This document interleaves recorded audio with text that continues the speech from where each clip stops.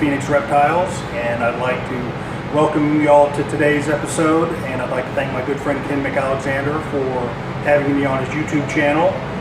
Ken, you're visiting and now know where Double Oak, Texas is.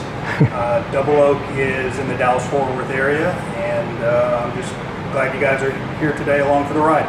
So today we're going to look at primarily green tree pythons and ball pythons, and we're going to start today looking at some baby green tree pythons. This room is dedicated to only baby green tree pythons. These are animals that I've produced over the last 1 to 2 years. And a lot of you will know that when baby green tree pythons are born, they're born either red or yellow, and then they go through an ontogenic color change that starts usually about a year old and can last anywhere up to 3, 4, and in some locality types 5 years. The babies that we'll look at today are going to be red babies. That is by far the focus of my designer projects. I work almost exclusively with red babies, and that's because red babies have the highest chance of turning into high blue and high black animals.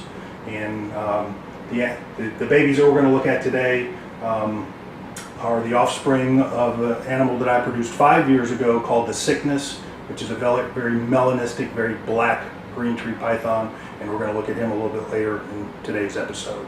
But I'm going to show you some of his babies first, and we're going to start out with an animal that's fairly typical of a red yearling, 1-year-old baby green tree python.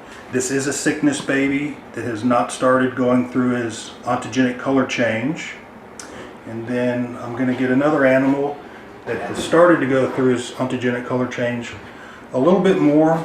You can see an increase in the darkness, a little bit more red, and then in that particular animal. And then we'll take a look at one that's a little bit more extreme version. And this is an animal, again, siblings, that is even darker in its color phase, and this is the look that we're really looking for, this very dark animal, black, and we're going to hope that he holds on to that coloration into his adulthood. So Ken, this is a fairly typical looking green tree python, although it's got genetics that carry a lot of blue in its lineage. This is a pretty standard looking green tree python. You'll see it's got some blue dorsal markings, some yellow diamonds. This was a red baby, red neonate baby, and one of the reasons that I wanted to get this guy out is that green tree pythons have a reputation of being very defensive, being very difficult to take care of, and that is not the case in captive bred animals. Captive bred animals are typical, very docile, put them in the right environment, the right cage, and they're super easy to take care of.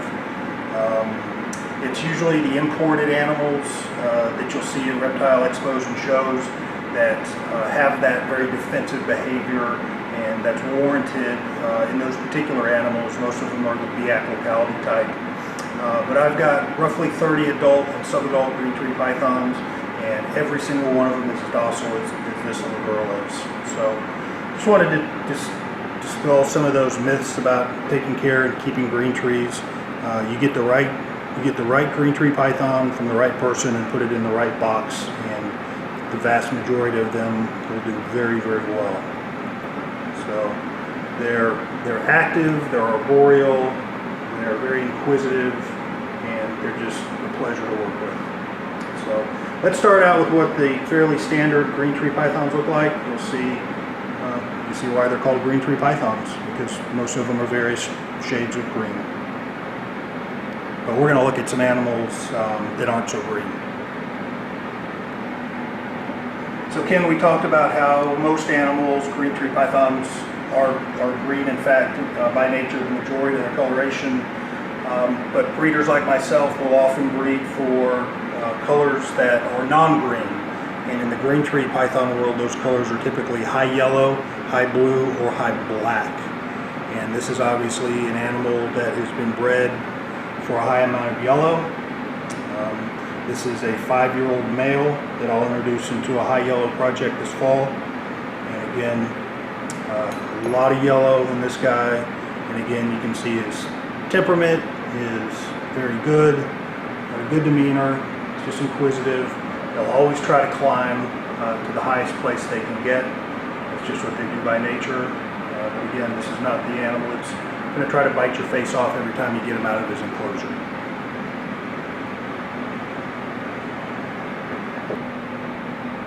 Go ahead.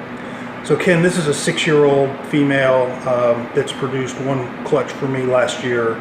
And again, she's a good example of what we would consider a high yellow. She's probably 50% yellow and 50% green. This animal was produced by my good friend Matt Morris in Austin, Texas, and he works exclusively with yellow babies and high yellow line animals. So this is a girl that I got from him 6 or 7 years ago and raised her up, and last year she was good enough to produce a nice clutch for me.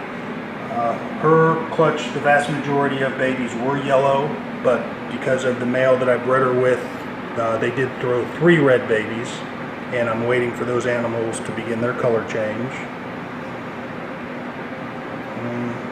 Again, I love to just show these animals are docile by nature. Her first instinct was to duck her head, not to be defensive in nature. So again, this is very typical classical behavior of a captive hatched green tree python that's spent all its life in captivity and wasn't picked out of the Indonesia bush and transported here. So. All right. Tell me about this girl. Okay, Ken, this is a girl that's named Lucky Charms. She's 7 years old, and she was a red baby, green tree, and she was bred to have a high amount of blue in her. And although I wouldn't consider her really a super high blue animal, you can see a lot of blue in her throughout her entire body. And so again, she'd be an excellent animal to introduce into a high blue breeding project, and then you just hope the babies that a result carry over a lot of the high blue. So again, bred for high blue in this particular lineage. Yeah, she's beautiful. How long have you been into green trees? I've been keeping green trees probably 10 or 12 years. I had my first successful green tree python breeding project about 8 years ago. Nice. Very cool. Well, looking at your entire collection, you definitely see all the hard work has paid off. Well, thanks. They're a pleasure to work with, and like we talked about earlier, you get the right animal from the right person and give it very basic husbandry needs, and they're super easy to take care of. The breeding aspect is a different story. They tend to be more difficult to breed, but to keep, they're really pretty straightforward. Okay, so this is one of the sickness offspring, correct? This is actually from a repeat pairing that produced the sickness. Oh, that's right. So this is not, we saw some of the sickness babies. They were still that red and dark black. But this is an animal that came from the same pairing that did produce the sickness. And you can see it's got a lot of blue, a lot of black in him. A lot of blue in that nose. Oh yeah, that's coming out well on camera too, I hope. Spectacular snake. So this is a 3-year-old. I don't know what sex it is. I haven't sexed him. But yeah, he's fantastic.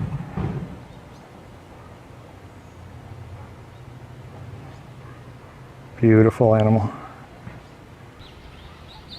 All right. So Ken, this is a sibling to the animal that we just saw in the last segment. This is from the same pairing that produced the sickness. You've heard a lot about us talking about the sickness and sickness babies. We're going to take him out here in a few minutes and let everybody see what a melanistic green tree python looks like. But this is an animal from the same pairing. He does have a lot of melanism in him. He's got a lot of blue in him. And again, just to kind of reiterate, the temperament of these things are very docile, But again, these are different than most of the green tree pythons you'll see at reptile expos. Yeah, for sure. Nobody's going to have anything like this except your table. That is Beautiful likely animals. true. Ballpark, what would something like this sell for, you think? Which I know these aren't available, but No, this something is with this type of genetics and coloration. probably a $5,000 to $7,000 price tag on this. Wow, worth every penny. I thought you were going to say more, actually. Beautiful. So Ken, all the animals that we've looked at so far have been what are called designer animals. So they've been bred to produce a certain color, whether it's high yellow or high blue or high black. And this is actually a locality type animal. There are many, many different locality type green tree pythons that are coming out of Indonesia and Australia. And this locality type is called a maniquary, and they come as red or yellow babies. This was a red baby, and this is a pretty typical appearance of maniquary locality type. They've got a really nice blue dorsal stripe, a lot of blue diamonds, and then a lot of blue washing in her side coloration. And again, this is a 6-year-old female, and I'll introduce her into a breeding project for the first time this year. What male are you going to put with her? She's going to breed the sickness this year. She is. Oh, man. That's incredible. Her tail looks like the sickness. It does. She's got that very black tail. I think it'll be a good match. And now we've got the sickness. Yeah, this is the sickness, Ken. This is an animal I produced 5 years ago. And he was unique out of the pairing, out of the egg. He was a very dark, very reduced pattern baby. And I was hoping that he would retain some black, some melanism. That was what I was hoping for in the project. And he exceeded all expectations in the amount of black that he developed. And then he's kept that black into adulthood. And he's got a lot of blue washing in there as well. Again, very shy, very docile by nature. Just incredible to look at, though. I think I'd wake up in the middle of the night just to come out and check on him all the time. Make sure he was fine. Yeah, he gets taken out of his enclosure quite a bit. Everybody that comes over wants to see him, have their picture made with him. But as we start to get him off the perch here a little bit, you can just see how black he truly is. Yeah, I've never seen anything like that in a green tree. Amazing. Really just his face and his tail are green, but the vast majority of everything else is black.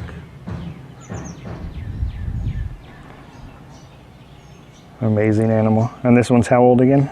He's 5. 5, okay. And he produced his first clutch last year. I bet you have a waiting list already for his future clutches? Or do you do waiting lists? I don't really do waiting lists because these things are so unpredictable in their breeding. I hope he repeats and does as good a job as he did last year for me. For sure.